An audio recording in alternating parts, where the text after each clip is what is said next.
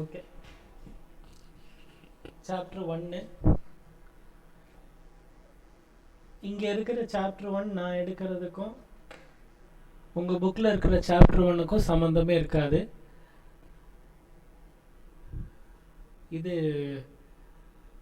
Management accounting சப்ஜெக்டில் நம்ம புக்கில் இருக்கிற அதே அப்படியே தான் போட்டுட்டு வர்றோம். அதே குரூப் 1 காஸ்ட் அக்கௌண்டிங்கில் நான் வேறு போட்டுட்டு இருந்திருப்பேன், அங்கே வேறு இருந்திருக்கும். அதுக்காக ரொம்ப இர்ரெலவெண்ட்டாலாம் நான் போடல. உங்கள் புக்கில் இருக்கிற அதே மாடலில் வேறு நம்பரோட இங்கே போட்டிருப்பேன், அவ்வளோதான். பெரிய டிஃப்ரென்ஸ் எல்லாம் இருக்காது. அதே மாதிரி தான் இங்கே ஒரே ஒரு சாப்டருக்கு மட்டும் நான் வெளியிலேருந்து எடுத்திருக்கேன். சம்முன்னா இதுலேயே நம்ம புக்கில் இருக்க சம்மையும் போடுவோம், பட் கான்செப்ட் எக்ஸ்பிளைன் பண்ணுறதுக்காக நோட்ஸை வேறு மாதிரி போட்டிருக்கேன். அதுக்கப்புறமா புக்கில் இருக்கிற சம் மட்டும்தான் நம்ம போடுவோம். ஆனால் புக்கில் இருக்க சம் மட்டும் பார்த்துட்டு போனீங்க அப்படின்னா அவன் கண்டிப்பாக புதுசாக தான் ஏதோ ஒன்று கேட்க போகிறான். அதனால் CA book, CS study material, காலேஜில் ஃபினான்ஷியல் மேனேஜ்மெண்ட் அக்கௌண்டிங்னு 2 பெரிய பெரிய புக்கு ஏதாவது ஆத்தரோட இது கொடுத்துருந்துருப்பாங்க. அது உங்கள் காலேஜில் உங்களுக்கு எது சொல்லியிருந்தாங்களோ அதை நீங்கள் பார்த்தீங்கன்னா தான் உங்களுக்கு ஈஸியாக இருக்கும்.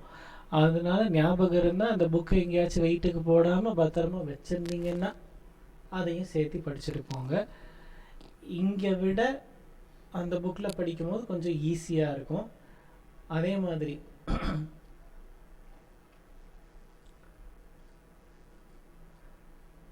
இது காஸ்ட் அக்கௌண்டிங் மாதிரி தான், or cost accounting or financial management மாதிரி தான்.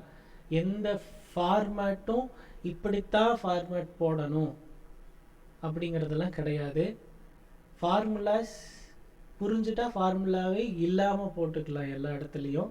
ரொம்ப அங்கே மட்டும்தான் ஒரு சில இடங்களில் மட்டும்தான் ஃபார்முலாஸ் கம்பல்சரி, மிச்ச எல்லா இடத்துலையும் ஃபார்முலா இல்லாமல் போட்டுக்கலாம். அண்டு முக்கால்வாசி ஃபார்முலா ஏன் அப்படி வந்ததுங்கிறதையும் நான் சொல்லிடுறேன். அதாவது ஆரம்பத்தில் பிவி ஃபார்முலா ஏன் வந்ததுன்னெலாம் என்னை கேட்காதீங்க. எப்படி போடணும்னு சொல்லி தந்தாரேன், பட் ஏன் வந்ததுன்னு என்னை கேட்காதீங்க. பட் பின்னாடி காஸ்ட் ஆஃப் கேபிட்டல் சாப்டரில் கேடி, கேபி, கேஇ இது எல்லாமே நிறைய ஃபார்முலா படிப்போம். ஒரு லெட்டர் அங்கே எழுதுறதுக்கும் ஏன் அப்படி எழுதுகிறோம், எப்படி போடுறோம், எப்படி அந்த ஃபார்முலா வந்தது, ஃபார்முலா எப்படி வந்ததுன்னு தெரிஞ்சிருச்சுன்னா ஒரு ஃபார்முலாவை கூட மனப்பாடமே பண்ண வேண்டாம். கொஸ்டின் கொடுத்தா நீயே சப்ஸ்டியூட் பண்ணி ஆன்சர் போட்டுருங்க. ஃபார்முலா தானாக மனப்பாடம் ஆயிரும். ஃபார்முலா எப்படி வந்ததுன்னு தெரிஞ்சதுன்னா உனக்கு மனப்பாடம் ஆயிரும். சரி, சாப்டர் 1ல் இன்ட்ரடக்ஷன் கொஞ்சம் வேறு மாதிரி தான் எடுப்போம். போய் புக்கில் உட்காந்து தேடிட்டே இருக்காதீங்க, என்னடா புக்கை காணோம், புக்கில் இருக்கிறது காணோன்னு. நீங்கள் தேட மாதிரி எனக்கு தெரியும், நானாக சொல்லாத வரைக்கும் புக் எடுத்து பார்க்க மாட்டீங்க. சரி, ஃபஸ்ட்டு செகண்ட் சாப்டர் இதில் தியரி சாப்டர் தான். அதில் ஒரு 5 மார்க்குக்கு வந்துடும். 4 மார்க்கும் 5 மார்க்கும் தியரி கொஸ்டின் வரும். அதுக்கப்புறம் அங்கே பிடிஏல ஒரு 20 மார்க்குக்கு தியரி வந்துடும். ஸோ 20 + ஒரு 5ன்னு வச்சுக்கலாம். ஆவரேஜாக 25க்கு தியரி கேட்டுருவாங்க. அது இல்லாமல் இன்னொரு தியரி கொஸ்டின். ஸோ டோட்டலாக தியரி 31 வேர்டில் 20% கொஸ்டின் 6 மார்க் போயிடும். இப்போ எவ்வளோ வரும்? 1 வேர்டு 24க்கு 5 + 5 2 தியரி. இது எஃப்எம்மோடது. பிடிஏல 1 வேர்டு தியரி எல்லாம் சேர்த்து 20. மொத்தமாக ஆட் பண்ணால் இங்கே 34, ஆல்மோஸ்ட் 54 மார்க்ஸுக்கு தியரி கேட்டுருவாங்க. எப்படி கேட்குறாங்கன்னு புரிஞ்சதில்லை. ஒரு 54ங்கிறது ஒரு 48ன்னு வச்சுக்கோங்க. 4 மார்க் தியரியாக இருக்கலாம், இல்லை 7 மார்க் தியரியாகவும் இருக்கலாம். அதனால தான் நான் 4, 7 2 எடுக்காமல் 5 + 5ன்னு போட்டேன். இது தியரி. இங்கே 1 வேர்டு. இது 1 word and theory for PTA எல்லாம் சேர்த்தா 1 வேர்டு தியரியும் படித்தா 54 மார்க். இது 54 மார்க்கில் உனக்கு 34 வாங்கிட முடியும். ஏன்னா 1 வேர்டில் கம்மியாக 10 மார்க் போயிடும், 20 மார்க் தான் வாங்குவீங்க. அதுக்கப்புறம் தியரி கொஸ்டின் நீங்கள் கரெக்டாக எழுதினாலும் அவங்க ஃபுல் மார்க் போட போகிறதில்ல. ஸோ அதுக்கு ஒரு 10 மார்க் மொத்தமாக மைனஸ் பண்ணாலும் 34 வாங்கிடலாம். பேலன்ஸ் இருக்கிற ஒரு 20 மார்க்ஸ் இதுக்காக சம் படிக்கணும். இந்த 20 மார்க்ஸுக்காக சம் படிக்கணும்னு சம் படிக்காதீங்க. இந்த 54 மறந்துடுங்க ஃபுல்லாகவே. நீங்கள் எப்படி போய் எக்ஸாமுக்கு ப்ரிப்பேர் ஆகி போகணும் அப்படின்னா 30 மார்க்ஸ் ஒன் வேர்டு, அது பிடிஏ எஃப்எம் ரெண்டு சேர்த்து நான் சொல்கிறேன். 30 மார்க்ஸ் ஒன் வேர்டு, அதில் எனக்கு 20 வந்துடும். பேலன்ஸ் இருக்கிற 50 மார்க்கு சம்மு, அதில் நான் 45 ப்ளஸ் வாங்கிடுவேன். என்னோடய டோட்டல் மார்க் 65. தியரியில் அங்கங்கே எழுதி 20 மார்க்குக்கு நான் தியரி எழுதுவேன். அதுலேருந்து ஒரு 10 மார்க் வாங்கி நான் 75 வாங்க போகிறேன் அப்படின்னு படிச்சுட்டு போனீங்கன்னா மட்டும்தான் இது வந்து ஸ்கோரிங் பேப்பராக இருக்கும். அப்படி இல்லைன்னா இதில் மார்க் வராது. லாஸ்ட்டு டைம், அதுக்கு முந்தின டைம் எல்லா டைமும் எஃப்எம் மேனேஜ்மெண்ட் அக்கௌண்டிங் தான் மாற்றி மாற்றி கஷ்டமாக வந்துக்கிட்டு இருக்கு. கார்ப்பரேட் அக்கௌண்டிங்கில் உங்கள் புக்கை தாண்டி கஷ்டமாக கேட்குறவங்க அங்கே ஒன்றுமே கிடையாது. ஸோ கார்ப்பரேட் அக்கௌண்டிங்கை பார்த்து பயப்பட வேண்டாம். 11th 12th நல்லா படிச்சிருந்து எஃப்எம் ஒழுங்காக படிச்சிங்கன்னா கார்ப்பரேட் அக்கௌண்டிங் ஓரளவுக்கு கவர் ஆகிட்டு வந்துடும். பட் எஃப்எம் பயப்படணும். மேனேஜ்மெண்ட் அக்கௌண்டிங் நான் சொன்ன வெயிட்டேஜை ஃபாலோ பண்ணிகிட்டே போனாலே பாஸ் பண்ணி ஒரு 50 மார்க்குக்கு வாங்கிடலாம். எஃப்எம் அப்படி முடியாது, கண்டிப்பாக பயப்பட்டு தான் ஆகணும். புரிஞ்சு படிங்க. ஏன்னா நான் இந்த இடத்துல 50க்கு நான் 45 வாங்குவேன்னு சொல்கிறது உங்களை மோட்டிவேட் பண்ணுறதுக்காக சொல்லலை. இங்கே நீங்கள் இதை படிக்கலைன்னா ஃபைனல் படிக்கிறத மறந்துடுங்க. நான் இன்டரோடு முடிச்சுக்கிறேன்னு டிசைட் பண்ணிடுங்க. ஃபைனலில் இதுதான் இருக்கும். இருக்கலே டஃபஸ்ட்டு சப்ஜெக்ட் ஃபைனலில் எஸ்எஃப்எம் தான், ஸ்ட்ராட்டஜிக் ஃபினான்ஷியல் மேனேஜ்மெண்ட். அந்த எஸ்எஃப்எம் பாஸ் பண்ணணுன்னா இங்கே படிக்கணும். ஓகேவா? 2 சப்ஜெக்ட், அங்கே இருக்கிற காஸ்ட் அக்கௌண்டிங்கும் கஷ்டம், ஃபினான்ஷியல் மேனேஜ்மெண்ட்டும் கஷ்டம். நம்ம cost accounting group 1, financial management group 2 இதை படிச்சிட்டிங்கன்னா ஃபைனல் படிக்கிறது ஈஸி. மிச்சப்படி அந்த சிஎஃப்ஆர் பேப்பர்லாம் இருக்கும், அங்கெல்லாம் நம்மளை போட்டு ரொம்ப டார்ச்சர் பண்ண மாட்டாங்க. ஏன்னா அது நம்மளோட பேப்பரில், அது ஃபினான்ஷியல் ரிப்போர்ட்டிங். ஆனால் அது வந்து கார்ப்பரேட் அக்கௌண்டிங் பேஸ் பண்ண அக்கௌண்டிங் ஸ்டாண்டர்ட்ஸ் தான் நம்ம படிக்க போகிறோம். அதில் நிறையா அதெல்லாம் நம்மளை வந்து சிஏக்கு டெஸ்ட் பண்ணுற அளவுக்கு நமக்கு வந்து டெஸ்ட் பண்ண மாட்டாங்க. கஷ்டமாக தான் இருக்கும். பட் நமக்குன்னு கிளாஸஸ் தனியாக கிடையாது. முக்கால்வாசி ஃபைனல் கிளாஸஸ் வந்து சிஏ கூட தான். அப்படியே பேப்பர் டிட்டோவாக, இப்போ டேக்ஸ் பேப்பர்னா நீ சிஏ பார்த்தீங்கன்னா சிஎம்ஏ எழுதியில், சிஎம்ஏ பார்த்து சிஏ எழுது, அப்படி தானே இருக்குது. அதே மாதிரி தான் சிலபஸ் வந்து ஃபைனலில் இருக்கும். ஸோ இப்போ சிஎஃப்ஆர்னா நீ ஃபைனலோட சிஎஃப்ஆர் பார்த்துட்டீங்கன்னா நம்ம இதை போய் ஃபைனல் எழுதிக்கலாம். நீ ஃபைனல் சிஏ ஃபைனலே பார்த்துட்டீங்கன்னா சிஎம்ஏ ஃபைனலோட சிஎஃப்ஆர் பேப்பர் ரொம்ப ஈஸியாக தான் இருக்கும், கஷ்டமாக இருக்காது. பட் எஸ்எஃப்எம் அப்படி இருக்காது, ஆப்போசிட்டாக இருக்கும். நம்மளது தான் கஷ்டமாக இருக்கும். நம்மளதில் ஒரு 3 சாப்டர் என்னமோ அதிகம் வேறு அவங்களதை விட. அதே மாதிரி தான் காஸ்ட் அக்கௌண்டிங். எதுவாக இருந்தாலும் பேஸ் இங்கே தான் இருக்குது, இங்கே படிங்க. அதே மாதிரி இதுக்கு வந்து முக்கியமாக சிஏ புக் சம்ஸ் கண்டிப்பாக போட்டிருக்கணும், சிஎஸும் போட்டிருக்கணும். சரி, சிஎஸ்ல வந்து எங்கே இருக்குது பேப்பர், என்ன பேப்பர்னு தெரியுமா? எந்த புக்கு டவுன்லோட் பண்ணி பார்க்கணும் எதாவது தெரியுமா? நம்ம போர்ட்டல் இருக்குல்ல, அதே மாதிரி சிஎஸ் ஸ்டடி மெட்டீரியல் நினச்சிங்கன்னா, சிஏ உங்களுக்கு தெரியும், அது யாராவது பார்த்துருப்பீங்க ஆல்ரெடி, அதனால தான் நான் அதை பற்றி பேசல. சிஎஸ் ஸ்டடி மெட்டீரியல்னு அடிங்க, நியூ கோர்ஸுன்னு ஒன்று இருக்கும். அதில் போயிட்டிங்கன்னா அவங்களுக்கு வந்து ஃபவுண்டேஷன், இன்டர்மீடியேட், ஃபைனல் கிடையாது. அவங்களுக்கு என்னது சிஎஸ்இடி, எக்ஸிக்யூட்டிவ், ப்ரொஃபஷ்னல், இன்டர் லெவல் என்னது எக்ஸிக்யூட்டிவ். அப்போ நம்ம எக்ஸிக்யூட்டிவ் ஸ்டடி மெட்டீரியலுக்கு தான் போகணும். அதில் குரூப் 1ல்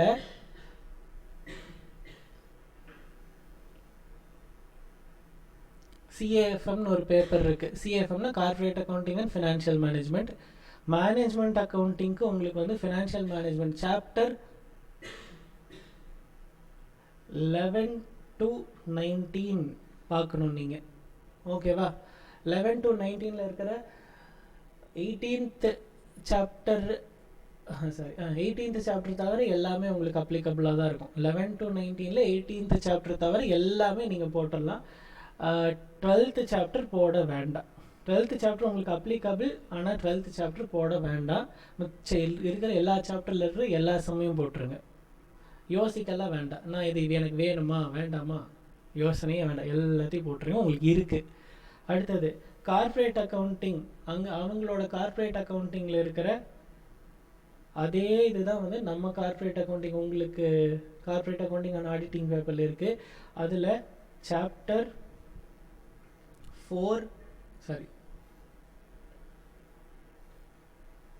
2, 4, 5, 6,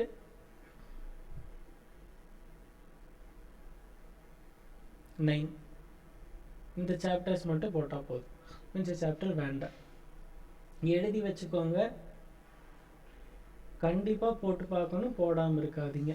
அவங்க உங்கள் புக்கு ஃபுல்லாக ஒர்க் அவுட் பண்ணிட்டு தான் போகிறாங்க. நான் விட்றதில்ல. சிஏஎஃப்எம் பேப்பர் எடுக்கும்போது கண்டிப்பாக சிஎம்ஏ மெட்டீரியல் ஒர்க் அவுட் பண்ணணும்னு சொல்லி, அவங்க மேனேஜ்மெண்ட் அக்கௌண்டிங் ஃபினான்ஷியல் மேனேஜ்மெண்ட் பண்ணுறாங்களோ இல்லையோ, உங்களோட கார்ப்பரேட் அக்கௌண்டிங் கண்டிப்பாக பண்ணுறாங்க. ஏன்னா அவங்களோட 4, 5, 6 சாப்டர் அவங்களுக்கு வெயிட்டேஜ் அதிகம். அதனால்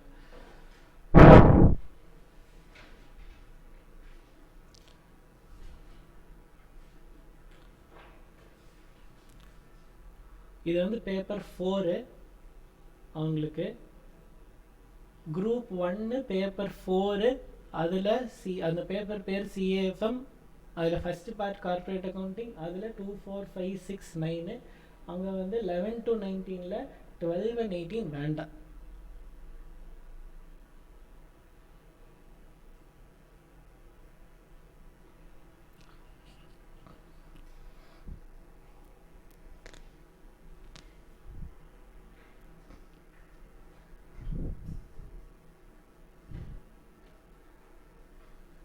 எல்லாம் எழுதிட்டீங்களா? அவனே ஃபோட்டோ தான் எடுத்துட்டீங்களா? அப்புறம் கஷ்டப்பட்டு எழுதிட்டு இருக்காரு.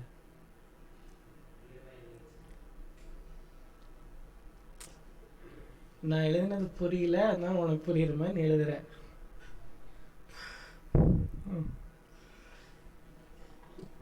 சரி. Finance is all about study of dash and dash. ஏதாவது தெரியுமா?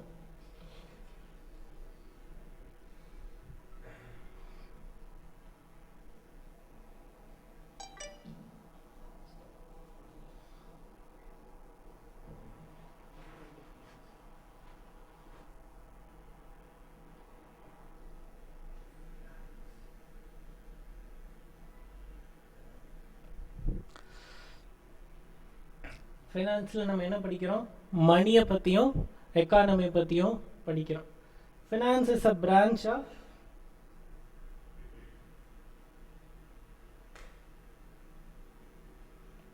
Economics. Finance is not a branch of accounts, it is a branch of economics. Economics படிக்கிறதுனால தான் எக்கனாமிக்ஸில் நீங்கள் ஃபவுண்டேஷனில் படித்தவங்க அங்கங்கே ஸ்டாட்டிஸ்டிக்ஸ் எல்லாம் படிச்சிருப்பீங்க, ஃப்யூச்சர் பற்றியெல்லாம் படிச்சிருப்பீங்க. படிக்கலைன்னா தெரிஞ்சுக்கோங்க, அங்கே படிப்போம். ஓகேவா? சரி. அதனால தான் வந்து இங்கே நிறைய வந்து statistical tools, standard deviation, coefficient of வேரியேஷன்லாம் யூஸ் பண்ணுறதுக்கு ரீசன் வந்து அதுதான். சரி, அடுத்தது financial management subject deals with cash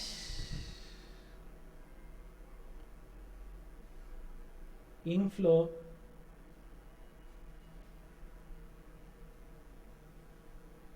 and cash outflow. ஓகேவா? சரி. அதே கேஷ் இன்ஃப்ளோ, காசு உள்ளே வருது, அவுட்ஃப்ளோனா காசை வெளியில் கொடுக்குறது. அப்போ ஃபினான்ஷியல் மேனேஜ்மெண்ட்டில் நம்ம என்ன படிக்க போகிறோம் அப்படின்னா, இன்வெஸ்ட்மெண்ட் டெசிஷன் ஒரு சாப்டர் படிப்போம், ஃபினான்சிங் டெசிஷன் ஒரு சாப்டர் படிப்போம். அப்போ ஃபினான்சிங் டெசிஷன், எங்கிட்ட காசு இல்லை, சரியா? நான் போய் என் ஃப்ரெண்டுக்கு ஃபோன் பண்ணுறேன், டே காசு இல்லை, ஏதாவது காசு இருந்தால் போட்டுடுறா அப்படின்னு இப்போ நீங்கள் கெஞ்சலாம். அதே நான் என் வயசுக்கு இப்படி போய் கெஞ்ச முடியாது. அப்போ நான் போய் டீசெண்டாக கேட்கணும். அதே தான் நானும் கேட்க போகிறேன். டே கொஞ்சம் ஃபினான்ஸ் கொஞ்சம் டைட்டாக இருக்குது, ஏதாச்சும் இருந்தால் பாரு அப்படின்னு தான் நான் கேட்குறேன். அப்போ நான் அந்த இடத்துல என்ன வேர்டு யூஸ் பண்ணுறேன்? ஃபினான்ஸ் டைட்டாக இருக்குது. அப்போது எனக்கு காசு உள்ளவர், என் பாயிண்ட்லேருந்து யோசிங்க, கடன் வாங்குறேன், அதையவே பாலிஷ்டாக சொல்கிறேன், அப்போ ஃபினான்ஸ் டைட்டாக இருக்குன்னு சொன்னேன். அதனால அந்த இடத்துல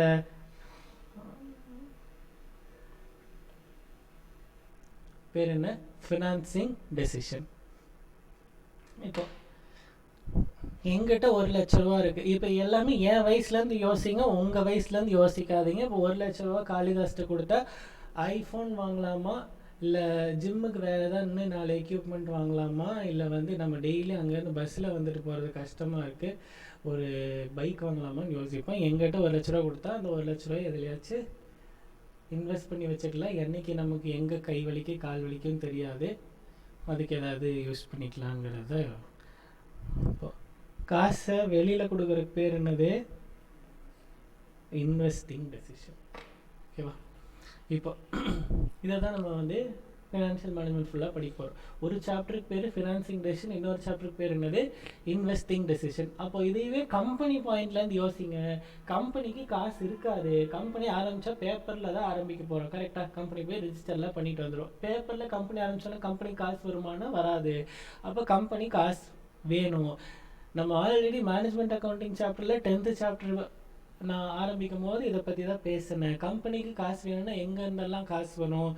பேங்க் லோன் வாங்கலாம், டிபெஞ்சர் இஷ்யூ பண்ணலாம், ப்ரிஃபரன்ஸ் ஷேர் கேபிட்டல் இஷ்யூ பண்ணலாம், ஈக்விட்டி ஷேர் கேபிட்டல் இஷ்யூ பண்ணலாம். அப்போ இதெல்லாம் வந்து financing decision. As finance managers நீங்கள் தான் டிசைட் பண்ணி சொல்ல போகிறீங்க.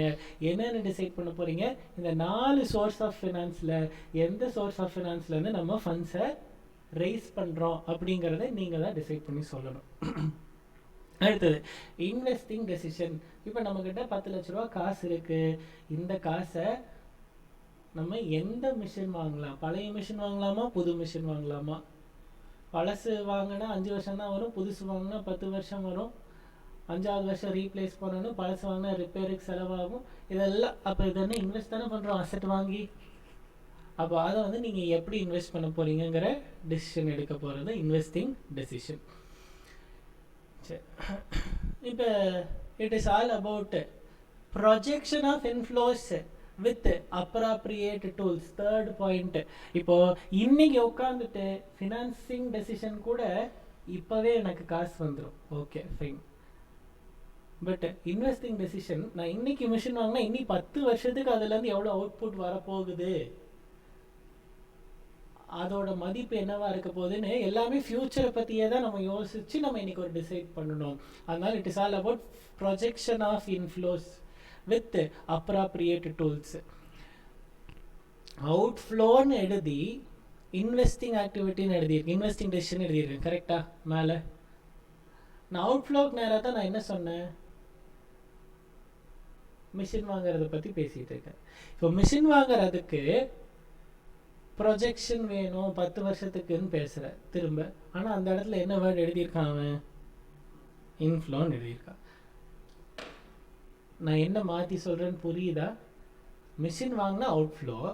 3rd பாயிண்ட் வந்து projection of inflow with appropriate டூல்ஸ்ன்னு திரும்ப மிஷின் வாங்குறத பற்றி பேசுகிறேன்.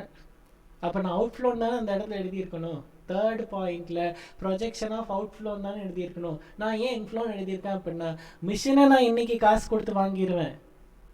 பட் இந்த மிஷின்லேருந்து ப்ரொடக்ஷன் நடக்குமா?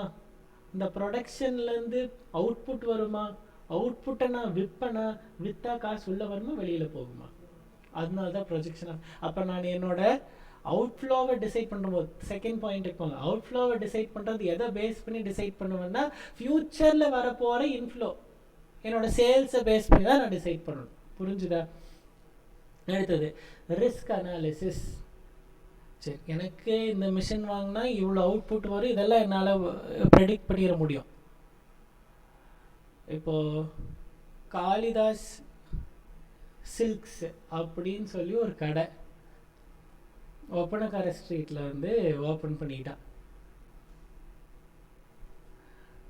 அவன் என்ன நினைப்பான், நம்ம காம்படிட்டர் சென்னை சில்க்ஸ், போத்தீஸ் கூட காளிதாஸ் சில்க்ஸ் இருக்குது அப்படின்னு நினைக்கிறான். பட்டு நம்ம ஹேமந்த் என்ன பண்ணுறான்,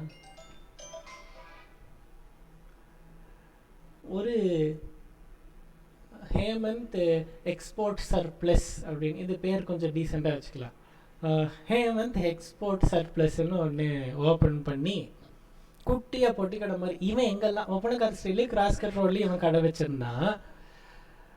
அங்கே போய் இவன் வந்து பக்கத்துலேயே இந்த கடை போட்டான். எல்லா பிராண்டட் ஐட்டமும், கிட்ஸ்லேருந்து லேடிஸ்லேருந்து ஜென்ஸ்லேருந்து எல்லாத்துக்கும் பிராண்டட் ஐட்டம் என்னெல்லாம் அவைலபிளாக இருக்கோ, பெரிய குடோன் மாதிரி, உள்ள இன்டீரியர் செலவு பண்ணல, எதுவும் பண்ணல, வெறும் குடோன் மாதிரி திறந்து வச்சுட்டான். எல்லாமே சீப் ரேட்டு கொடுக்குறேன். இப்போ காளிதாஸ் சில்க்ஸுக்கு சேல்ஸ் நடக்குமா நடக்காதா?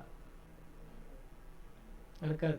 இப்போ தான் ஆரம்பித்தான். சென்னை சில்க்ஸும் போத்தீஸும் பிராண்ட் வேல்யூ வச்சு கிரியேட் பண்ணி வச்சுருந்தாங்க. இப்போ தான் ஆரம்பிச்சோன்னா பக்கத்தில் இந்த கடை இருந்துச்சுன்னா இவன் வேறு லைட்டு தான் போட்டு வச்சுருப்பான். இவனோட இன்ஃப்ராஸ்ட்ரக்சரு எல்லாம் செலவெல்லாம் பண்ணிட்டான். இன்றைக்கி ஸோ அப்போ அந்த இடத்துல இன்வெஸ்டிங் ஆக்டிவிட்டி முடிஞ்சுது, ப்ரொஜெக்ஷன் ஆஃப் இன்ஃப்ளோ எனக்கு இப்படி நல்லா பண்ணியிருக்கேன், அந்த இடத்த தாண்டி போனாலே ஏசி வெளியில் ரோடு வரைக்கும் அடிக்கிற மாதிரி ஏசியெல்லாம் போட்டு வச்சுட்டா, லைட் அப்படியே எல்லாம் இருக்குது, ஆனால் வேலை ஜாஸ்தியாக இருக்குது, பக்கத்துலேயும் ஓப்பன். அதுதான் அந்த இடத்துல ரிஸ்க் அனாலிசிஸ். அப்போ எப்போ வேணால் இந்த மாதிரி நடக்கலாம். அதனால என்ன தான் நீங்கள் ஃப்யூச்சர் ப்ரொஜெக்ட் பண்ணாலும் தேர் இஸ் அ ரிஸ்க்கு. அடுத்தது மார்க்கெட் ஃபினான்ஷியல்ஸ்.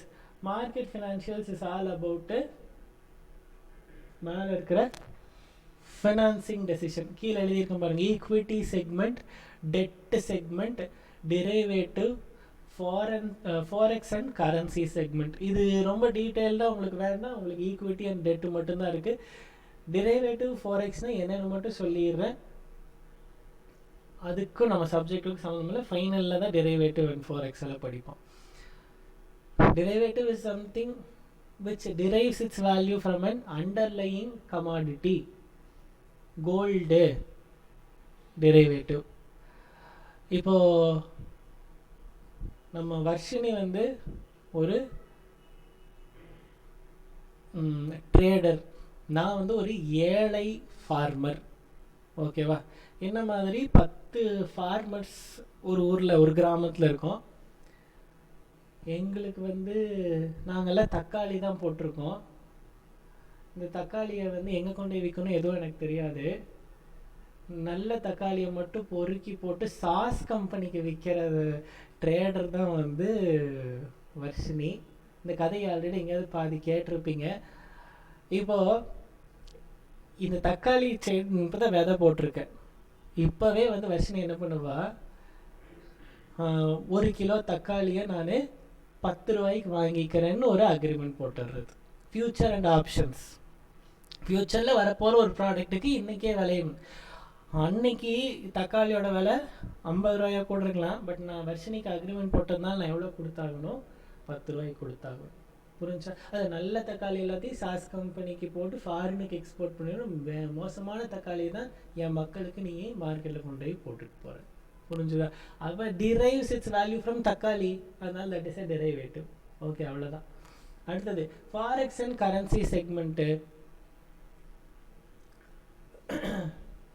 எக்ஸ்போர்ட் இம்போர்ட்லாம் பண்ணும் போது தேர் வுட் பி டிஃப்ரென்ஸ். நீங்கள் வாங்குற அன்னைக்கு அக்கௌண்டிங் ஸ்டாண்டர்டு நம்ம குரூப் 1ல் படித்தோமா, அதுன்னு தெரியலையே. சரி, நீங்கள் வந்து இந்த வருஷம் 2025 ஜூன் மாதத்தில் வந்து ஒரு ப்ராடக்டை, ஒரு மிஷினை வந்து இங்கே கொண்டு வந்து வச்சுட்டீங்க, வாங்கிட்டு வந்துட்டீங்க யூஎஸ்ல இருந்து. வாங்குற அன்னைக்கு 100 USD. அன்னைக்கு வந்து டாலர் எக்ஸ்சேஞ்ச் ரேட் வந்து 90 ரூபீஸில் இருக்குதுன்னு வச்சுக்கலாம். அப்போ 9,000 rupees பே பண்ணணும். 90 × 100 9,000. நீங்கள் என்ன பண்ணுறீங்க, நான் ஒரு வருஷம் கழித்து பே பண்ணுறேன்னு சொல்கிறீங்க. இயர் எண்டு இப்போ மார்ச் 31 வருவோம்ல, அப்போ வந்து அந்த வேல்யூ வந்து 92 ஆயிடுச்சு. ஸோ அந்த டேட்டில் பே பண்ணால் கூட எவ்வளோ வரும், 9,200. நீங்கள் வாங்கினப்போ 9,000 பே பண்ணியிருந்தால் போதும். இப்போ ஃபாரெக்ஸ் சேஞ்சஸ்னால 9,200 பே பண்ணணும். நீ அடுத்த வருஷம் 2026 ஜூனில் தானே பே பண்ண போகிற. அப்போ அன்றைக்கி வந்து 93 ஆயிடுச்சுன்னா 9,300 பே பண்ணணும். ஸோ இதனால் வர ரிஸ்க்கு, இதனால் வர அக்கௌண்டிங், இதெல்லாம் எப்படி பண்ணணுங்கிறது அந்த ஃபாரெக்ஸ் அண்ட் கரன்சி செக்மெண்ட். நீ வாங்கினப்போ ஒரு விலை, பேமெண்ட் பண்ணுறப்போ ஒரு விலை, இது போக இதில் இன்ட்ரெஸ்ட்டு, டிலேடு பேமெண்ட், இதெல்லாம் நிறையா இருக்கும். அது எல்லாத்தையும் படிக்கிறது தான் அந்த பார்ட். அதுக்கு நமக்கு சம்மந்தம் இல்லை. நம்ம இங்கே படிக்க போகிறது equity segment and derivative segment தான். சரி, இப்போ money derives its value from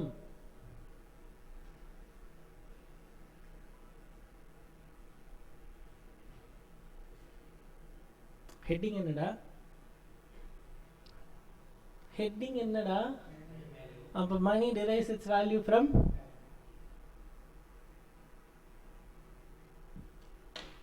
ஓகேவா?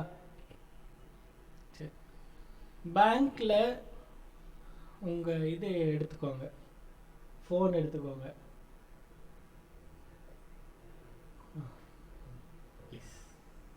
கீழே வச்சுட்டு மறைச்சிட்டு பார்க்கறது, இப்போ மறைக்காமல் மேலே வச்சு பார்த்தீங்கன்னா மட்டும் போதும். வேறு இது ஸ்டேட் பேங்க்கில் எஃப்டியோட இன்ட்ரெஸ்ட் ரேட் என்ன அப்படின்னு பாருங்கள்.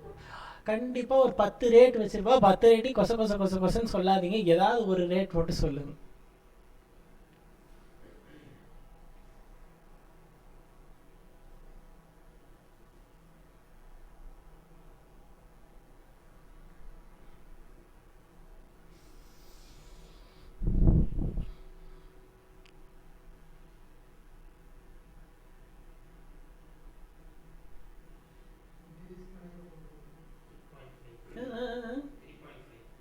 ஹையஸ்ட் ரேட் சொல்லு. 7. அதுவாக இருக்காது. 7.05 எத்தனை, எந்த 10 இயர் 5 இயர் 5 இயர் 10 இயருக்கு மட்டும் அது கொடுப்பாங்க. அப்படி இல்லைன்னா அது என்னமோ 444 டேஸ் அந்த மாதிரி இருக்கிறதுக்கு கொஞ்சம் அதுதான் ஹையஸ்ட் இருக்குது. 2 தான் ஹையஸ்ட் இருக்கும். ஏன் 5 இயர் 10 இயர் கொடுக்குறாங்க அப்படின்னா அதுக்கு செக்ஷன் 80 சியில் 5 இயர் டெபாசிட் போட்டால் டேக்ஸ் பெனிஃபிட் இருக்கும்னு படிச்சிருப்பீங்க. டேக்ஸ் சேவர் ஸ்கீமில் அந்த டெபாசிட் போட்டிங்கன்னா அது எடுக்க வேற முடியாது. அதனால அதுக்கு மட்டும் அதிகம். அதே மாதிரி 444 டேஸ்க்கு ஒன்றுத்துக்கு வந்து அது ஒரு பேங்க்கில் ஒரு நம்பர் ஆஃப் டேஸ் வச்சுருப்போம். இப்போ ஆவரேஜாக நான் வந்து 6ன்னு எடுத்துக்கிறேன். ஏன்னா டேஸ் கணக்கில் 45 டேஸ் 75 டேஸ் போட்டால் தான் அந்த 3.4 இருக்கும். ஆவரேஜாக 1 இயர் 2 இயர்ஸ்க்கெல்லாம் போட்டால் 6 கிட்ட இருக்கும். அது 5.5லேருந்து 6.5க்குள்ளே ஏதாச்சும் ஒரு ரேட்டில் இருக்கும். இப்போ 1 லட்ச ரூபா போடுறோம் இன்னைக்கு, 6% இன்ட்ரெஸ்ட்னு வச்சுக்கோங்க. 10th January 2027, நான் இன்னைக்கு 26ல் இருக்க, 10th January 2027 எவ்வளோ அமௌண்ட் என் கையில் கிடைக்கும்? 1 lakh. இதை போய் பேங்க்கில் கேட்டினா உன்னை வந்து திரும்ப நீ ஸ்கூலுக்கே போயிருன்னு சொல்லிடுவான். 1 லட்ச ரூபா போடுறேன், 6% இன்ட்ரெஸ்ட்டு, 1,60,000 கிடைக்குங்கிறான். எவ்வளோ கிடைக்கும்? 1 lakh. 1 லட்ச ரூபா இன்னைக்கு டெபாசிட் பண்ணுறேன், 6% இன்ட்ரெஸ்ட்டு, 1 வருஷம் கழிச்சு எனக்கு எவ்வளோ அமௌண்ட் கிடைக்கும்? சரி போதுண்டா, நீ தான் சொல்லிட்டீல்ல. 1 லட்ச ரூபா டெபாசிட் பண்ணுறேன், 6% இன்ட்ரெஸ்ட், 1 இயர் கழிச்சு எவ்வளோ கிடைக்கும்? என்னடா போட்டிருக்கு? 72,000. ஓகே, 1 லட்ச ரூபா 6% இன்ட்ரெஸ்ட் எவ்வளோ கிடைக்கும்?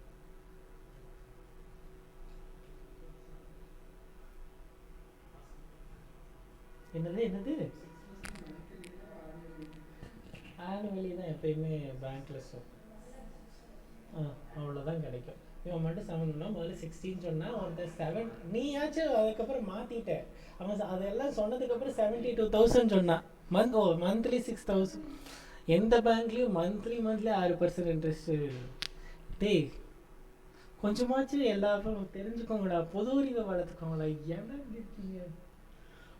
மியூச்சுவல் ஃபண்டு கூட நீயே ஷேர் ட்ரேடிங் பண்ணால் கூட 15%லேருந்து 20% ரிட்டர்ன் தான் வருது. அதாவது நல்லா பண்ணுறவங்க பண்ணாலே. அதாவது 1 லட்ச ரூபா போட்டால் வருஷத்துக்கே எவ்வளோ தான் வரும்? 15,000 ரூபாயிலேருந்து 20,000 தான் வரும். சரி, இன்வெஸ்டரை பற்றி பேசிகிட்டு இருக்கேன், ட்ரேடரை பற்றி பேசலை. இன்வெஸ்டர் யார், ட்ரேடர் யார்? ஷேர் மார்க்கெட்டில் நீ இன்வெஸ்டர். கரெக்டாக நீலாம் அதை சொல்ல வேண்டாம். இப்படி பண்ணால் அவங்க இன்வெஸ்டர், இப்படி பண்ணால் அவங்க ட்ரேடர் அப்படின்னு சொல்லுங்க போதும்.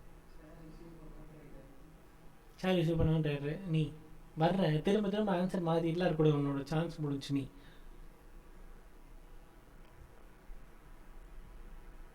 நீ வேறு கொஞ்ச நேரம் முறைப்பானே.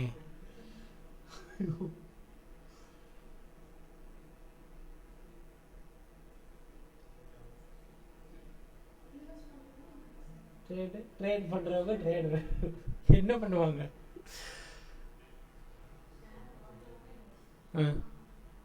அப்போ ட்ரேட் நீ வித்தினா நீ ட்ரேடரு, நீ வாங்கினா நீ இன்வெஸ்டரா? அப்படிதான் நீ சொல்கிற. வாங்குறவன் இன்வெஸ்டர், விற்கிறவன் ட்ரேடர். ரைட். நீயும் அதான் சொல்ல வந்த. நீ அதே தான். ஏதோ பதிலே கிடைக்கல. அது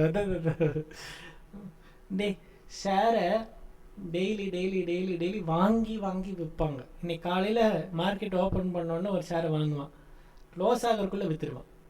திரும்ப அடுத்த நாள் காலையில் வாங்குவான், திரும்ப க்ளோஸ் 10 ரூபாய்க்கு வாங்குவான், 10 ரூபா 50 பைசா ஷேரோட வேல்யூ ஆகிட்டா கூட விற்றுருவான். 50 பைசா லாபம், அவ்வளோதான். இன்வெஸ்டர்னா இன்னைக்கு இந்த மாதம் சம்பளம் வந்ததா, அதில் ஒரு 5,000 ரூபா எடுக்கிறோம், ஷேரை வாங்குகிறோம், விற்கிறதே கிடையாது. அடுத்த மாதம் சம்பளம் வருது, 5,000 ரூபா வருது, ஷேரை வாங்குகிறோம். ஒரு பார்ட் ஆஃப் யுவர் இன்கம்மை நீ தனியாக எடுத்து வச்சுக்கிற. இல்லையா, நீ ரிட்டையர் ஆகி வர்ற, 1,00,00,000 வந்துச்சு, 75,00,000 கொண்டு போய் 10 டிஃப்ரெண்ட் ஷேரில் வாங்கி வச்சிட்டிங்க. அவ்வளோதான், அதை தொடர்றதே இல்லை, விற்கிறதே கிடையாது. இவங்க தான் யார்? இன்வெஸ்டார். இன்வெஸ்ட் பண்ணிட்டு அதை விற்றுட்டு இருக்கக்கூடாது. சின்ன சின்ன லாபத்துக்காக விற்கிறதெல்லாம் கிடையாது. அன்லஸ் எனக்கு உண்மையாலுமே பெரிய அமௌண்ட்டு தேவை, நான் இந்த லாபத்தை நம்பிட்டு நான் வாழ்ந்துட்டு இருக்க மாட்டேன், இதுலேருந்து வர டிவிடெண்ட் வேணால் நான் வாங்கிக்குவேன், இதை தவிர்த்து இந்த இது நான் இப்போ நீங்கள் 21 வயசில் 22 வயசில் வேலைக்கு போகிறீங்க அப்படின்னா அப்போலேருந்து இன்வெஸ்ட் பண்ணிட்டு 60 வயசு வரைக்கும் இன்வெஸ்ட் பண்ணிட்டு 60 வயசுக்கு அப்புறம் விற்று அதுலேருந்து வர காசை வாங்கிட்டு ரிட்டையர்ட் லைஃப் வாழ்ந்துட்டு இருந்தால் அவங்க இன்வெஸ்டார். ஓகேவா? அதே டெய்லி வாங்கி வாங்கி விற்று அவனோட தொழிலே இதுதான். இது ஷேர் ட்ரேடிங்னா அவனோட பிஸ்னஸ் ஆர் அவனோட ப்ரொஃபஷன், எதுவோ ஒன்று. வேலைக்கெல்லாம் போக மாட்டான், அவனோட வேலையே இதுதான். அவங்க தான் யார்? ட்ரேடர். புரிஞ்சுதா? இன்வெஸ்டருக்கும் ட்ரேடருக்கும். சரி, இப்போ எதுக்கு அது சொன்னேன் நான், சம்மந்தமே இல்லாமல் இங்கே எதுக்கு வந்துச்சு? இன்ட்ரெஸ்ட். அந்த ட்ரேடர் மட்டும்தான் அதிகமாக சம்பாதிப்பான். இன்வெஸ்டருக்கு வருஷத்துக்கு 15% ரிட்டர்ன் தான் மேக்ஸிமம் வரும். அது நல்ல ஷேரு, நல்ல ரிட்டர்ன் கொடுக்குற ஷேராக இருந்தால் தான் அது. ஸோ ட்ரேடர் பற்றி நம்ம பேச வேண்டாம், இன்வெஸ்டருக்கு எவ்வளோ தான் வரும். பேங்க் கண்டிப்பாக அதை விட ரொம்ப கம்மியாக தான் கொடுப்பாங்க, அதனால தான் 6% கொடுக்குறாங்க. சரி, இப்போ நீ 1,00,000 ரூபா போட்டு ஒரு வருஷம் கழிச்சு 1,06,000 வந்துச்சு, உன்னோட லாபம் எவ்வளோ?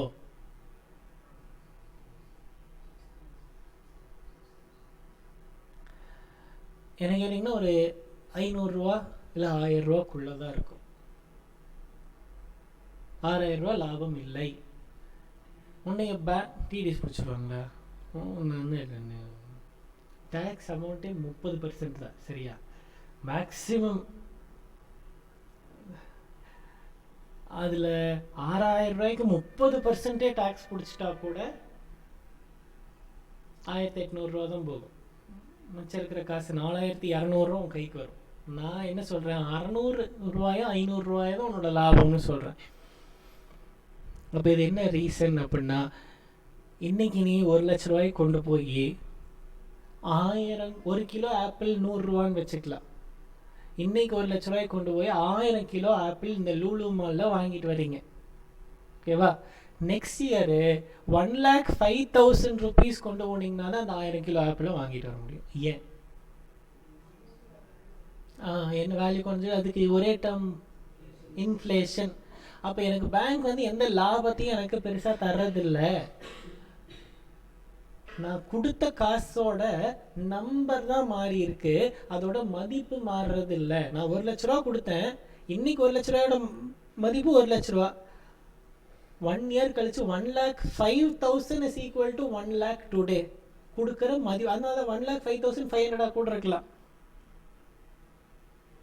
இன்னைக்கு 1 lakh is equal to 1,05,500 after 1 year. இப்போ உனக்கு 1,06,000 கிடைக்குது அப்படின்னா எவ்வளோ உனக்கு லாபம்? வெறும் 500 ரூபா தான். நீ போட்ட மதிப்புக்கான மதிப்பு ஈக்குவலாக தான் கொடுக்குறாங்க. ஒரு 500 ரூபா 400 ரூபா தான் டிஃப்ரென்ஸ் இருக்கும். அப்போ இன்ஃப்ளேஷன் ரேட்டை பீட் பண்ணுற மாதிரி உனக்கு ஒரு ரிட்டர்ன் வந்தால் தான் அது உனக்கு உண்மையாலுமே லாபம். அதனால தான் எல்லோரும் மியூச்சுவல் ஃபண்டு அது இதுன்னு போயிட்டே இருக்கிற ரீசன். அங்கே மட்டும்தான் இன்ஃப்ளேஷன் ரேட்டை பீட் பண்ணுவாங்க. பேங்க் ரேட் ஆஃப் இன்ட்ரெஸ்ட் எப்பயுமே இன்ஃப்ளேஷன் ரேட்டு ஈக்குவலாக தான் இருக்கும், இல்லைன்னா கொஞ்சம் ஜாஸ்தியாக இருக்கும், அவ்வளோதான். அதுக்கு மேலே ஜாஸ்தி இருக்காது. இன்ஃப்ளேஷன் ரேட் இன் இந்தியா அப்படின்னு போடுங்க.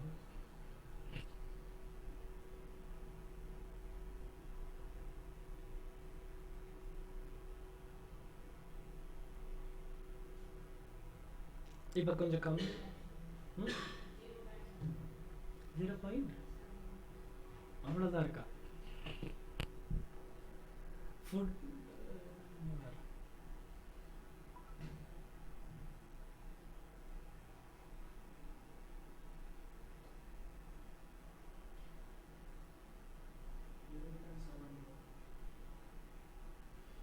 ஒரே நிமிஷம்.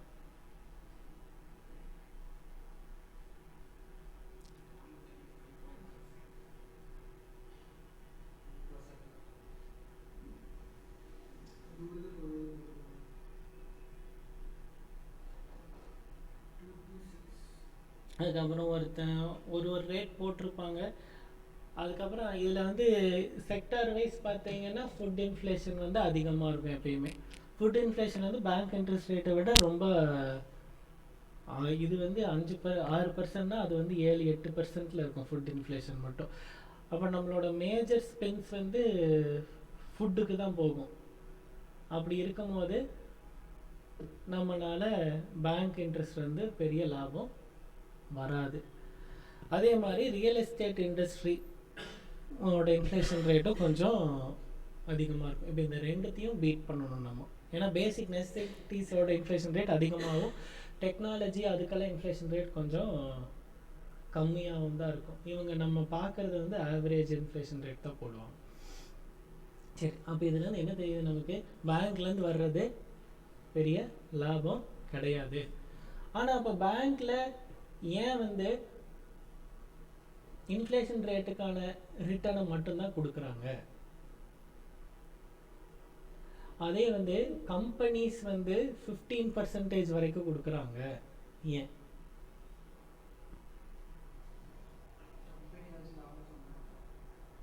பேங்க் தான் லாபம் சம்பாதிக்கும். கம்பெனி விட கம்மியான பேங்க் சம்பாதிக்கும். எத்தனை ஊர் தெருவுக்கு தெரு பிரான்ச் ஓப்பன் பண்ணிட்டு இருக்கிறான்.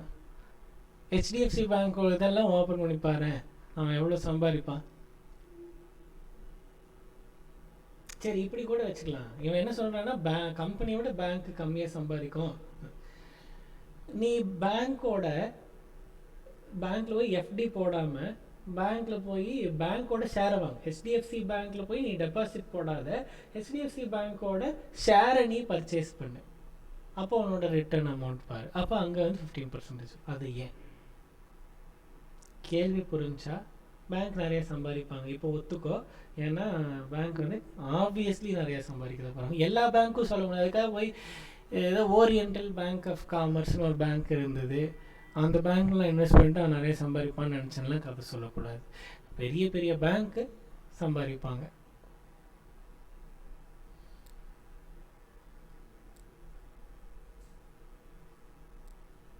உங்களுக்கு தெரியும், நேற்று கூட நம்ம இதை பேசினோம் management அக்கௌண்டிங்கில். dash is low, dash is also low, dash is high, dash is also high. நேற்று ப்ராபபிலிட்டி எல்லாம் பார்க்கும்போது இதையும் பார்த்தோம்.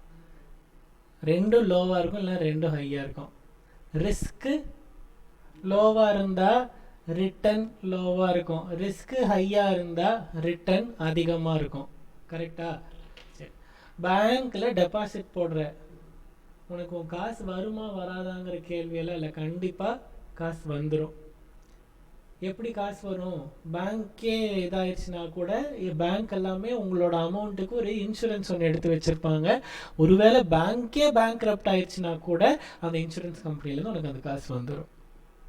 அது போக நம்ம கவர்மெண்ட் வந்து பேங்க்கை பேங்க்ரப்ட் ஆகிறதுக்கு விடுறதே கிடையாது. ஒரு பேங்க் சரியாக பெர்ஃபார்ம் பண்ணலை அப்படின்னா அதை வந்து இன்னொரு பேங்க்கை டேக் ஓவர் பண்ண சொல்லிடுறாங்க. நிறையா பேங்க் இப்படி நடந்திருக்குது. இப்போ கூட ரீசெண்ட் டைம் நடந்து, நம்ம பேர் லக்ஷ்மி விலாஸ் பேங்க் வந்து வேறு ஏதோ ஒரு பேங்க் லக்ஷ்மி விலாஸ் பேங்க்கை வேறு ஒரு பேங்க் வந்து டேக் ஓவர் பண்ணாங்க. நான் அது யார் டேக் ஓவர் பண்ணாங்கன்னு மறந்துட்டேன். அதே மாதிரி இப்போ இந்த State Bank of Maharashtra, State Bank of இந்த மாதிரி பேர் உள்ள 2-3 பேங்க் தான் இப்போ இருக்குது. மிச்சம் எல்லா பேங்க்கையும் ஸ்டேட் பேங்க் ஆஃப் இந்தியா வந்து ஃபுல்லாகவே டேக் ஓவர் பண்ணிட்டு போயிட்டாங்க. அந்தந்த ஸ்டேட்டுக்குன்னு இருந்த பேங்க் எதுவுமே இப்போ இல்லை. எல்லாமே ஏன்னா அந்தந்த பர்டிகுலர் பேங்க் சரியாக பெர்ஃபார்ம் பண்ணல, உடனே பெரிய பேங்க் வந்து அதை டேக் ஓவர் பண்ணி அதை ஸ்டெபிலைஸ் பண்ணிட்டு போயிட்டாங்க. ஸோ கவர்மெண்ட் சைட்லேருந்து ஒரு ப்ரொடெக்ஷன் வந்துடுது. அது இல்லாமல் அப்படியே கவர்மெண்ட்டே ப்ரொடெக்ட் பண்ணலினாலும் உனக்கு இன்சூரன்ஸ் இருக்குது, நீ போட்ட காசு அப்படியே உனக்கு திரும்ப வந்தது. அப்போ ரிஸ்க்கு கம்மி பேங்க் டெபாசிட்டில், அதனால அங்கே ரிட்டர்னும் கம்மி. நீ ஒரு கம்பெனியில் இன்வெஸ்ட் பண்ண அப்படின்னா ரிஸ்க்கு அதிகம், அதனால ரிட்டர்ன் அதிகம். நீ போட்ட காசு உனக்கு முதல்ல 15% ரிட்டர்ன் வருதா இல்லையாங்கிறதெல்லாம் அடுத்த கேள்வி. நீ ஒரு ஷேர் வாங்குற, கம்பெனியில் இன்வெஸ்ட் பண்ணுறதுனா வந்து நீ ஒரு ஈக்விட்டி ஷேர் வாங்குற. நான் நேற்று கூட அந்த கதை சொன்னேன். நான் என்ன வாங்கினேன், அந்த ஜியோன்னு நினச்சி ரிலையன்ஸ் கம்யூனிகேஷனை வாங்கி 10 ரூபாய்க்கு வாங்கினது 50 பைசான்னு ஆகி போச்சுன்னு. அப்போ 10 ரூபாயிலேருந்து 9.5 ரூபீஸ் போயிருச்சு. அப்போ எனக்கு அந்தளவுக்கு ரிஸ்க் இருக்குது. அப்போ அந்தளவுக்கு ரிஸ்க் இருந்தால் ரிட்டர்னும் ஆப்வியஸ்லி அந்த இடத்துல ஹையாக இருக்கும். அப்போது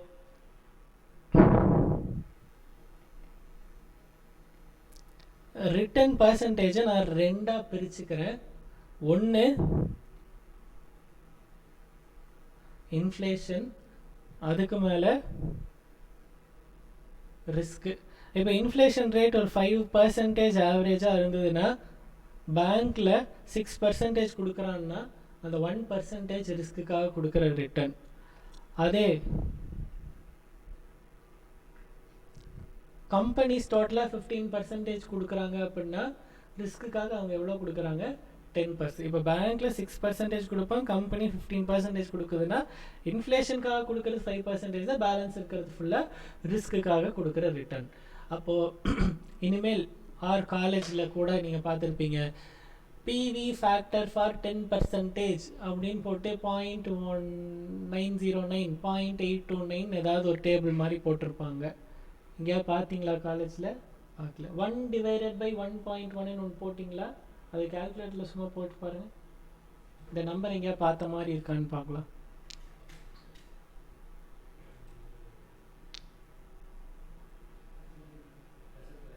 ப்ரெசன்ட் வேல்யூ ஃபேக்டர், இந்த பேர் எங்கேயா கேள்விப்பட்டிருக்கிறீங்களா? சிஏ ஃபவுண்டேஷனில், காலேஜில் லீஸ் அக்கௌண்டிங்கில் ஓகே. ஹையர் பர்ச்சேஸில் லாஸ்ட் நம்ம என்னோட அந்த ஒர்க் புக்கில் பார்த்தீங்கன்னா ஃபஸ்ட்டு ஒரு 4 சம் போட்டிருப்போம். அதில் அந்த ஃபார்மேட்டாக போட்டுட்டு வந்திருப்போம். அந்த ஃபார்மேட்டில் 4வது சம்மு ஆனுவிட்டி ஃபேக்டர்னு ஒன்று போட்டு வச்சுருந்துருப்பேன். அதுலேருந்து 1 எல்லாம் போட்டு ஒரு நம்பர் மட்டும் போட்டு வச்சுருந்துருப்பேன். அந்த நம்பரோட டெரிவேஷன் தான் இது. டெரிவேஷன் இன்னும் போடல. நம்ம அந்த இடத்துல பர்சன்டேஜ் ஒன்று கொடுத்துருப்பேன். அந்த பர்சன்டேஜுக்கு தான் நான் இவ்வளோ நேரம் பேசுகிறேன். அந்த பர்சன்டேஜ் எப்படி வருது? கொஸ்டினில் இந்த பர்சன்டேஜ் கொடுத்துருவோம். இந்த 15ஓ 6ஓ இல்லை 10னோ ஏதோ ஒரு பர்சன்டேஜை கொஸ்டினில் கொடுத்துருவான். அந்த பர்சன்டேஜ் எப்படி வருது அப்படின்னா ஒரு பார்ட் இன்ஃப்ளேஷன்லேருந்தோ அந்த கம்பெனியோட ரிஸ்க்கை பொறுத்து பேலன்ஸ் இருக்கிற பார்ட் வந்து உங்களுக்கு ரிட்டர்னாக வரும். புரிஞ்சுதா?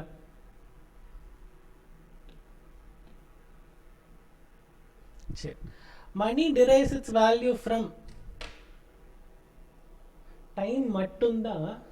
யார் வச்சிருக்கிறாங்க, யாருக்கு கொடுக்குறாங்க. உங்கள் கையில் 10 ரூபா இருந்தாலும் ஒரு லேஸ் பாக்கெட் வாங்கலாம், என் கையில் 10 ரூபா இருந்தாலும் லேஸ் பாக்கெட் வாங்கலாம், முகேஷ் அம்பானி கையில் 10 ரூபா இருந்தாலும் லேஸ் பாக்கெட் தான் வாங்க முடியும். கரெக்டு தானே? நான் உனக்கு 10 ரூபா கொடுத்தாலும் அதே தான், நீ எனக்கு 10 ரூபா கொடுத்தாலும் அதே தான், முகேஷ் அம்பானி வந்தாலும் அதே தான். கவர்மெண்ட் நிறையா பிரிண்ட் பண்ணுறதுக்கு உரிமையெல்லாம் கிடையாது. அதனால் அவங்க பிரிண்ட் பண்ணுறதுனால மணியோட வேல்யூ எதுவும் மாற போகிறது கிடையாது. அப்போ மொத்தமுமே எதை மேலே தான் டிபெண்ட் பண்ணி இருக்குது? Timing of receipt and payment. நான் இன்னைக்கு 1 லட்ச ரூபா இப்போ வாங்குகிறேன் காளிதாஸ் கிட்டேருந்து. இப்போவே 1 லட்ச ரூபாய் நான் திரும்ப கொடுத்துட்றேன். நான் 1 லட்ச ரூபா கொடுத்தா போதும். இன்றைக்கி காலையில் நான் வந்து ரோட்டில் ஒரு கடை போட்டிருக்கேன். இன்றைக்கி காலையில் அவன் வர்றான், 1 லட்ச ரூபா கடன் கொடுக்குறான். சாயங்காலம் நான் இந்த 1 லட்ச ரூபாய் கொடுத்தேன்னா அவன் எனக்கு வெறும் 1 லட்ச ரூபா கொடுத்தா பத்தாது. ஒரு நாள் ஃபுல்லாக நீ என் காசை வச்சுருக்க, அதனால் 1,500,000 ரூபாயாச்சும் கொடுக்கணும்னு அவன் கேட்பான். கரெக்டாக? அந்த 500 ரூபாங்கிறது என்னது? டைம். ஒரு ஃபுல் டே ஹோல்டு பண்ணதுக்கான வேல்யூ தான் இது. அதுக்கு இன்ட்ரெஸ்ட்டு என்ன வேணால் பேர் வச்சுக்கலாம். பட் இதுக்கான மணியோட வேல்யூ எப்போ இன்க்ரீஸ் ஆகும்னா டைம் லேட் ஆக அதுக்கான வேல்யூ வந்து டிக்ரீஸ் ஆகும். ஏன் இப்படி ஆகுது அப்படின்னா, காலையில் கொடுத்தது சாயங்காலத்துக்குள்ளே எனக்கு என்ன வேணால் ஆகலாம். காலையில் அவன் கொடுத்துட்டு போயிடுவான். நான் ரோட்டில் கடை போட்டிருக்கேன். ஒரு பெரிய லாரி வந்து அடிச்சு போட்டு போயிடலாம். இல்லை இவன் போகிற வழியில் ஏதாவது ஒன்று ஆயிடலாமில்ல, இவனுக்கு என்ன வேணால் நடக்கலாம். இல்லை ஏதாவது ஒரு நேச்சுரல் கெலாமிட்டி வந்து கடையே காணாமல் போகலாம். இல்லை யாராச்சும் அந்த 1 லட்ச ரூபாய் திருடிட்டு போகல, என்னால் கொடுக்க முடியாமல் போகலாம். அப்போ future is all uncertain. Uncertainty is risk. அப்போ ரிஸ்க் ஆஸ்க்ஸ் ஃபார் ரிவார்டு. அந்த ரிவார்டு ஆர் அதுக்கு இன்னொரு பேர் வச்சுக்கலாம், என்னது? Return. Return is expressed as percentage. அந்த பர்சன்டேஜுக்கு தான் இனிமேல் நம்ம என்னென்னு பேர் வைக்க போகிறோம். நீங்கள் ஸ்கூல் காலேஜில் படித்த அந்த பிவி ஃபேக்டர் இப்படி தான் வருது. அப்போ ரிஸ்க்கு அந்த இடம், அப்போ பிவி ஃபேக்டர் வெறும் ரிஸ்க்கை மட்டும்தான் பேசுமானா இல்லை, தியரியில் ரிஸ்க் மட்டும் தான் சொல்லியிருக்காங்க. பட் ரிஸ்க்கை மட்டும் பேசாது. ஒரு part of PV factor talks about inflation, the balance part only talks about risk. Sometimes கொஸ்டினில் ஒரு ரேட் கொடுத்துருவான், ரிஸ்க் ரிட்டர்ன்னு சொல்லி இன்னொரு ரேட்டை தனியாக கொடுத்தானா ரெண்டுத்தையும் நீ என்ன பண்ணணும், ஆட் பண்ணணும். ஏன் ஆட் பண்ணுறோன்னு உனக்கு தெரியாது. அதுக்காக தான் நான் இவ்வளோ நேரம் பேசிகிட்டு இருந்தேன். PV factor is nothing but return for risk. அதில் வந்து PV factor consist of 2 components.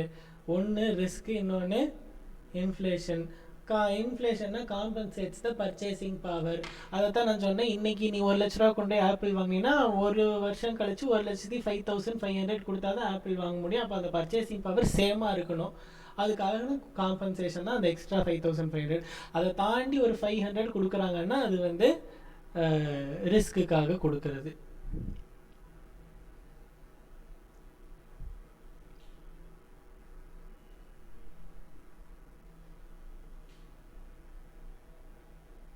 சரி, இதில் வந்து 2 கான்செப்ட் இருக்குது. ஒன்று காம்பவுண்டிங், இன்னொன்று டிஸ்கவுண்டிங். காம்பவுண்டிங்னா என்ன, டிஸ்கவுண்டிங்னா என்ன? இன்னைக்கு 1 லட்ச ரூபாயே இருக்குது, அடுத்த வருஷம் அது என்னவா மாறும்? அடைய அதிகமாகுமா கம்மியாகுமா? அதிகமாயிரும். அப்போ அது காம்பவுண்டிங்கா டிஸ்கவுண்டிங்கா? அப்போ சின்னதாக இருந்தது பெருசாக மாறிடுச்சு. சரி, அடுத்த வருஷம் 1,05,500 கரண்ட் இயர் என்னவா இருக்கும்? அது 1 lakh இருக்கும். அப்போது எனக்கு ஃப்யூச்சர் வேல்யூ கொடுத்துட்டாங்க, ப்ரெசன்ட் வேல்யூவை கால்குலேட், ஃப்யூச்சர் வேல்யூ 1 வருஷத்துக்கு கழிச்சு வருது. ஃப்யூச்சர் வேல்யூ கொடுத்துட்டாங்க, ப்ரெசன்ட் வேல்யூவை கண்டுபிடினா நம்ம யூஸ் பண்ண வேண்டியது டிஸ்கவுண்டிங். ப்ரெசன்ட் வேல்யூ கொடுத்துட்டாங்க, ஃப்யூச்சர் வேல்யூ கண்டுபிடி அப்படின்னு சொன்னால் நம்ம யூஸ் பண்ண வேண்டியது காம்பவுண்டிங். புரிஞ்சுதா? அப்போ ஃப்யூச்சர் டு ப்ரெசன்ட் வந்தால் அது வந்து டிஸ்கவுண்டிங், ப்ரெசன்ட்லேருந்து ஃப்யூச்சருக்கு போனால் அது வந்து காம்பவுண்டிங். சரி, வேல்யூவை அதிகப்படுத்தணும் அப்படின்னா ப்ளஸ் பண்ணணும், வேல்யூவை குறைக்கணும் அப்படின்னா மைனஸ் பண்ணணும். இப்போ பாருங்கள், 2 + 2, இங்கே வெறும் 2 தான் இருக்குது. இது எவ்வளோ? 4. 2 + 2 + 2 எவ்வளோ ஆகுது? 6.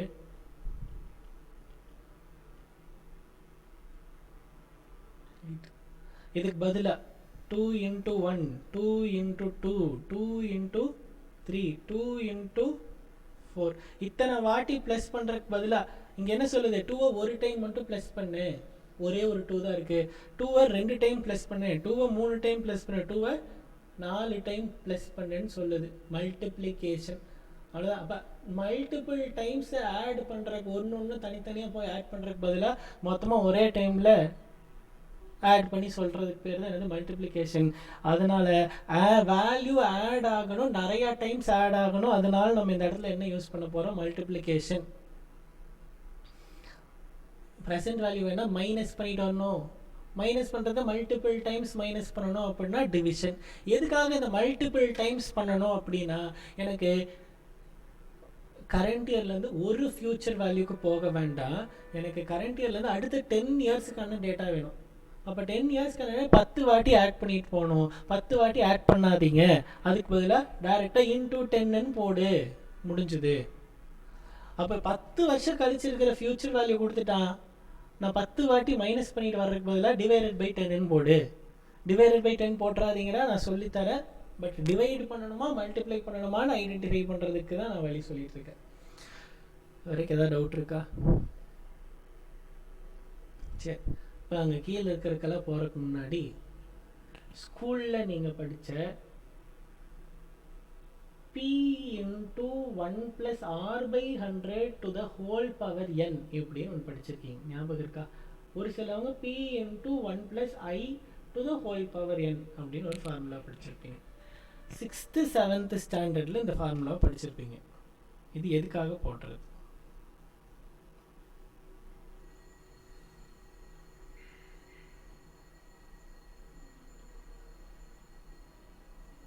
ரெண்டும் ஒன்று தான். R/100ன்னு சொல்கிறதுக்கு பதிலாக அங்கே ஐன்னு சொல்லியிருக்க இன்ட்ரெஸ்ட் ரேட்டு தான் அது. இது என்னது? 6th 7th ஸ்டாண்டர்டில் டைம் வேல்யூலாம் நீ படித்த. நான் 6th 7th என்ன படிச்சுன்னு தான் கேட்டேன்.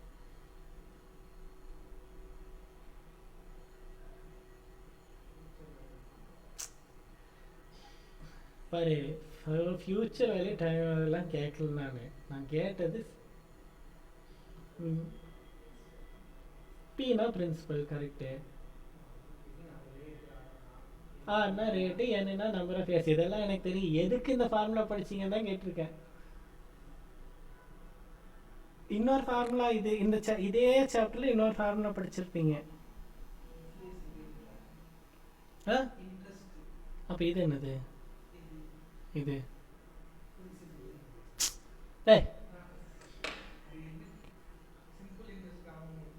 எது சிம்பிள், எது காம்பவுண்ட்?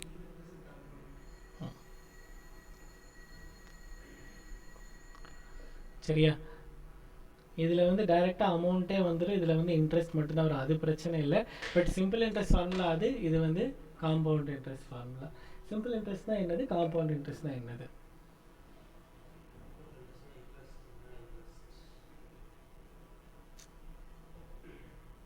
எனக்கு புரிஞ்சிருச்சு.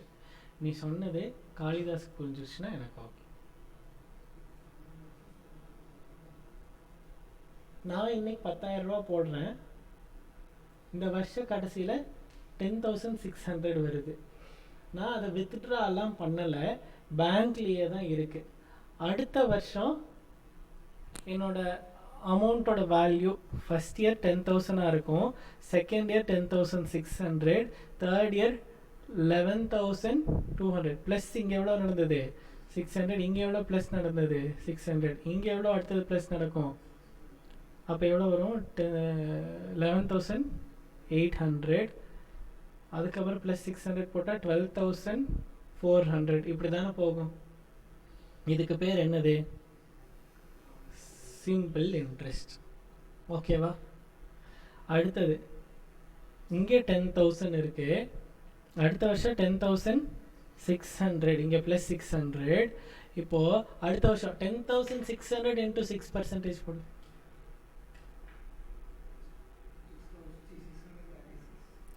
ப்ளஸ் 10,600.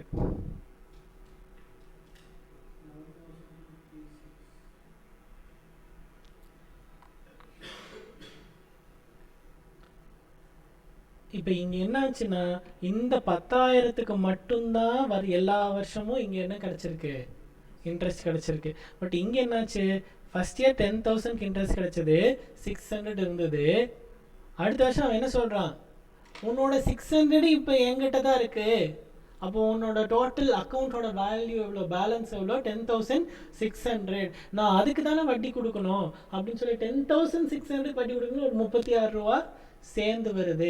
அதை தான் இவன் ஒரே இதில் சொன்னான். இன்ட்ரெஸ்ட்டுக்கு இன்ட்ரெஸ்ட் 600ங்கிறது இன்ட்ரெஸ்ட், அதுக்கு ஒரு இன்ட்ரெஸ்ட் 36 ரூபா சேர்ந்து வருது. அதுக்கு பேர் தான் காம்பவுண்ட் இன்ட்ரெஸ்ட். நம்ம வந்து கேல்குலேஷன் பர்பஸ்க்காக வருஷம் முடிஞ்சு போடுறோம்.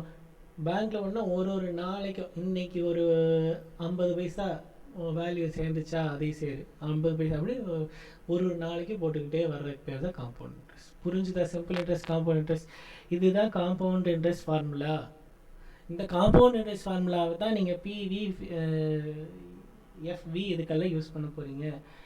இந்த வருஷம் நான் 100 ரூபா போடுறேன், அடுத்த வருஷம் 106 ரூபா கிடைக்கும்னா அப்போ அதை காம்பவுண்ட் இன்ட்ரெஸ்ட் ஃபார்முலா போட்டால் கிடைக்கும்னா நான் எந்த ஃபார்முலாவும் புதுசாக படிக்க வேண்டாம், காம்பவுண்ட் இன்ட்ரெஸ்ட் ஃபார்முலாவை தான் நான் யூஸ் பண்ண போகிறேன். ஆனால் அது வந்து உங்களுக்கு கண்ணுக்கே தெரியாமல் யூஸ் பண்ணிகிட்டு இருந்திருப்பீங்க இவ்வளோ நாள். அந்த காம்பவுண்ட் இன்ட்ரெஸ்ட்டில் வர இது இப்போ பாருங்கள், 1/1.1 அப்பவே ஒன்று போட்டிங்க, ஞாபகம் இருக்கா? பாருங்கள், அந்த 1.1 எப்படி வந்ததுன்னு பார்க்கலாம். 1 + R/100 தானே, 10% தான் நான் 0.1 சொன்னேன். 10/100 to the whole power n. இப்போ இங்கே என்ன வரும்? 110/100 that is equal to 0 0 2 point உள்ள தள்ளி புள்ளி வச்சிடலாம். அப்போ என்ன ஆகும் 1.1 டிவைடட் பை 1. ஓகேவா? இப்போ இது மல்டிப்ளை பண்ணால் எனக்கு என்ன வரும்? ஃபியூச்சர் வேல்யூ வரும். டிவைடு பண்ணால் எனக்கு என்ன வரும்? அதாவது ஃபியூச்சர்லேருந்து ப்ரெசென்ட் வரணும்னா டிவைட் பண்ணுவேன், ப்ரெசென்ட்லேருந்து ஃபியூச்சர் போகணுன்னா மல்டிப்ளை. அப்போ 1 டிவைடட் பை 1.1 அது ப்ரெசென்ட் வேல்யூ வரும். இன்ட்டு பண்ணிட்டு போனோம்னா எனக்கு அதில் வர்றது ஃபியூச்சர் வேல்யூ வரும். புரிஞ்சுதா?